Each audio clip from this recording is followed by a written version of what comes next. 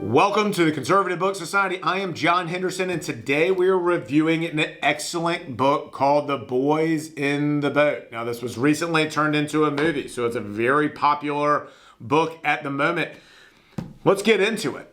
The Boys in the Boat, written by Daniel James Brown, and what he did was he interviewed Joe Rance, who is one of these young men who is in this 8-man rowing team that went to the 1936 Olympics. And so the story is essentially about these working class guys from Washington University. And most of those boys, in order to afford school and to stay in school, had to get on the rowing team or do something that they could get some room and board help paid for and some jobs and that sort of thing, so that they could stay in school. They ended up, over a several year period, from freshman to sophomore to junior year, were able to go to the 1936 Olympics. And this is the Olympics that is, it's a very famous Olympics because Adolf Hitler used it as a big propaganda machine to try to show to the world that he's not such a bad guy. As it turns out, he was maybe the biggest villain of all time. But he used this Olympic Games to try to convince the world he wasn't so bad. These guys went to that Olympic Games and crushed his team. So the crux of the book is this. There are a lot of different plot lines that kind of come together. One, obviously, is world history. And the backdrop of all of this is the Great Depression, right after World War I. You also have the Dust Bowl was pushing people west. We'll get back to this in a second. Another thing was the individual athletes themselves. Joe Rance and his different rowers is part of it. And then, of course, the most thrilling and exciting part of it was the actual races and these guys able to come together in the actual races together. So Brown brings all these little plot lines together, weaves them together, and they come to a crescendo at the 1936 Olympic Games, where our team, the boys from Washington, are able to get a gold medal. The spine of the book is actually the individual characters. And I would argue that that's why books are better than movies to begin with. You get to know these folks very well. You spend a lot of time with them. There's a very intimate portrait of particularly Joe Rance.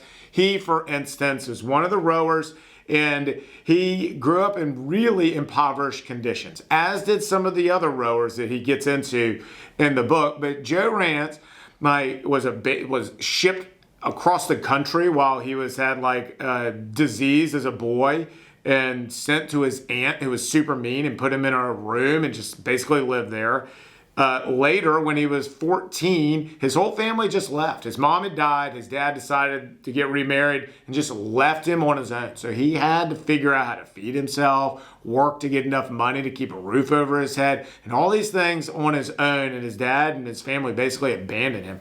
And through all of that, he went through lots of hardship. And this is all in the middle of the Great Depression as the background to all of this, but was able to persevere and overcome. And what he says when he was interviewed by Mr. Brown all those years later in his life, is Mr. Brown's question was, weren't you angry at your dad? Weren't you angry at your circumstances? And he said, look, I didn't have enough time or energy to be angry at my circumstances. All I knew is I wanted a better life, and I spent all of my energy trying to get there. And he got there. But talking about those individual stories, the coaches as well, Al Ubrickson, and then the boat builder, Mr. Pocock, George Pocock as well. Those guys, their entire livelihoods were on the line, because in the middle of the Great Depression, a job was the most valuable thing in the world so that you could support yourself. And so they were taking chance after chance on these 18, 19, 20-year-old boys, trying to make sure that they could keep their jobs as well. So it was a super stressful time for everybody all the way around. These guys, coaches and rowers, are taking enormous risk with their lives, their jobs, school, education, all of it. But they were also forced into doing that just because of the circumstances. And they were not the rich kids from the East who go to these Ivy League schools who were going to be fine no matter what.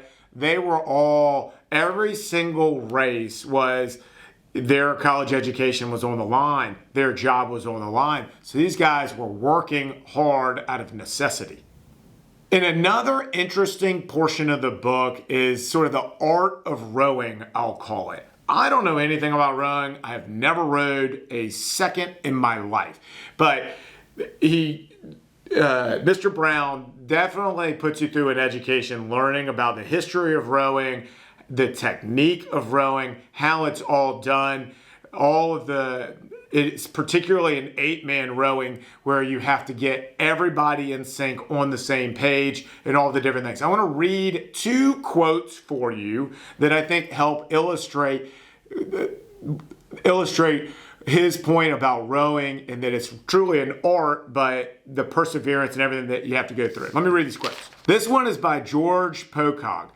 It says that every good rowing coach, in his own way, imparts to his men the kind of self-discipline required to achieve the ultimate from mind, heart, and body, which is why most ex-oarsmen will tell you that they learn more fundamentally important lessons in the racing shell than in the classroom.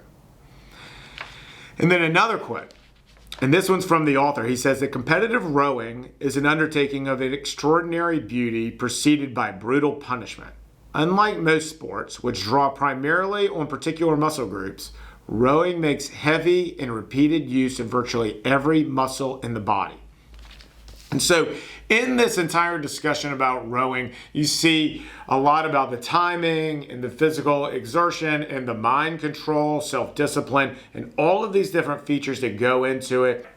And then the next plot line here is the actual races themselves. So Joe Rance and the other freshman boys, they show up at the University of Washington, have no idea what they're doing. They go down to the boathouse, and then they are put through these trials where finally they are selected to be on the team.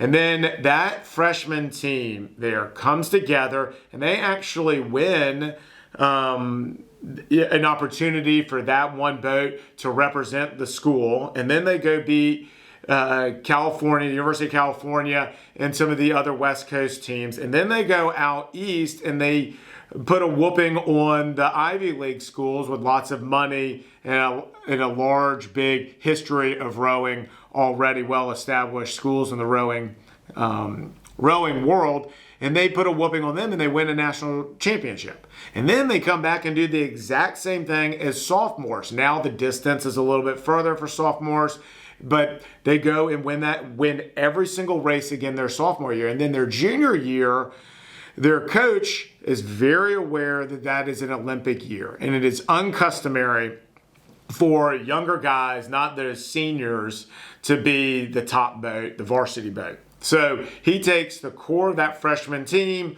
moves some people around, basically comes up with the core of that, what was the freshman team that has been undefeated, becomes his varsity squad that year.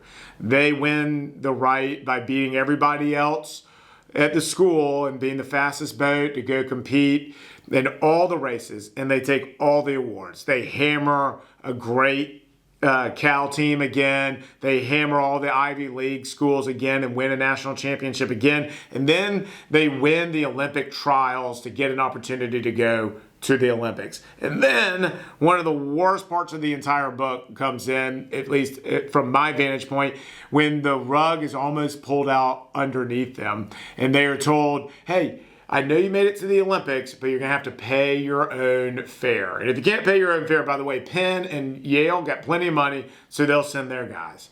And so they had to scramble to try to figure out how they could get money to go to the Olympics. But that's just another example of where these guys are just boom, boom, boom, constantly overcoming challenges on their way to gold. And when they finally got there, I want to read for you, kind of put this into perspective. It says, they were now representatives of something much larger than themselves, a way of life, a shared set of values. Liberty was perhaps the most fundamental of these values, but the things that held them together, trusting one another, mutual respect, humility, fair play, watching out for one another, those are also part of what America meant to all of them.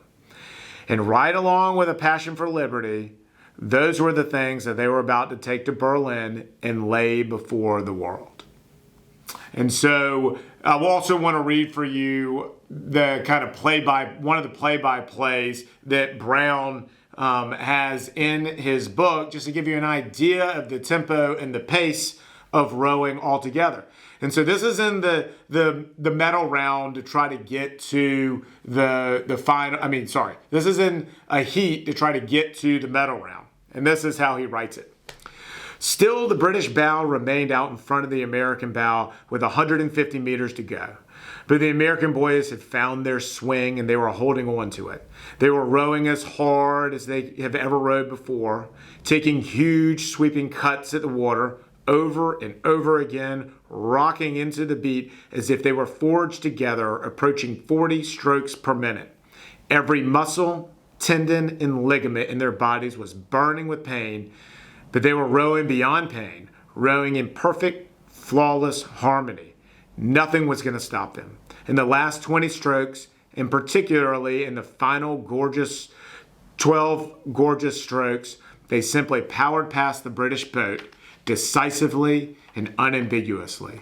The 25,000 international fans in the stands, a good portion of them Americans, rose and cheered them as their bow knifed across the line a full 20 feet ahead of the British shell. A moment later, Don Hume pitched forward and collapsed across his oar. And that paragraph there just sort of illustrates for you what is going on in that boat in the play-by-play and Brown's great ability to tell the story. Now, quick note on world history, it is that the Great Depression features very prominently here because everybody is broke. Unless you're one of the rich kids that is in the these Ivy League system, you're broke and you can't afford to go get an education because you need to be working to help support yourself and your family. So everybody's broke in this world. It's also the Dust Bowl features prominently in this because there was a drive from the middle of the country where the Dust Bowl was occurring, sort of the Grapes of Wrath imagery would come to mind, and it's pushing people west. So the West Coast is becoming very prominent, and so it's a big badge of victory that this Washington team is able to defeat the Eastern schools at one of their main sports, and so that's another point in this. But also there is still a